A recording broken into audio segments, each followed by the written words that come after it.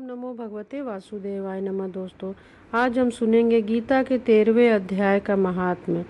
श्री नारायण जी बोले, हे लक्ष्मी, अब 13वें अध्याय का पाठ हम सुनाते हैं। दक्षिण देश में हरि नामक एक नगर था। वहाँ एक व्यभिचारिणी स्त्री रहती थी।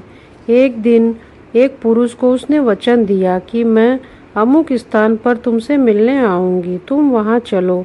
वह पुरुष किसी और वन में चला गया और वह स्त्री ढूंढती ढूंढती हैरान हो गई, पर वह पुरुष ना मिला। सांझ हो गई, तब वह गड़िका अपने उस प्रियतम का नाम लेकर पुकारने लगी। इतने में वह पुरुष मिल गया। दोनों प्रसन्न होकर एक स्थान पर बैठे। वहीं पर एक शेर आया और गड़िका को खा लिया। तब देवदूत धर्मराज के पास गड़िका को ले गए। धर्मराज ने हुक्म दिया, इसको चंडालिनी की योनि में डाल दो। श्री नारायण जी बोले, हे लक्ष्मी, उसने गड़िका की देही त्याग कर चंडालिनी की देही पाई। कुछ दिन बीते।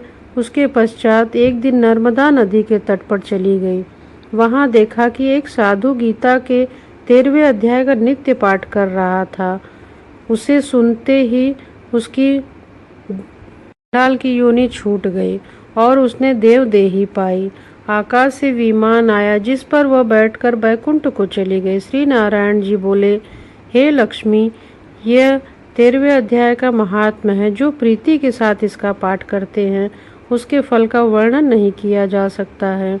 अनजाने होकर पढ़े तो परम धाम की प्राप्ति होती है। दोस्तों, गीता के 13वें अध्याय से हमें यही ज्ञान मिलता है कि गीता के पाठ का अनजाने में भी जो व्यक्ति स्मरण कर लेता है उसे मोक्ष की प्राप्ति हो जाती है, वह बैकुंठ को चला जाता है। कितना भी बड़ा पापी क्यों न हो, उसे श्री हरि अपने शरण में ले लेते हैं और देवदेही को प्राप्त करता है, आवागमन से मुक्त हो जाता है।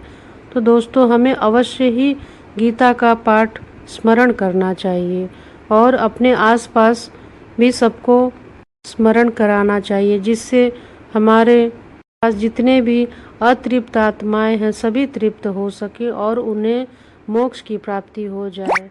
ओम नमो भगवते वासुदेवाय नमः।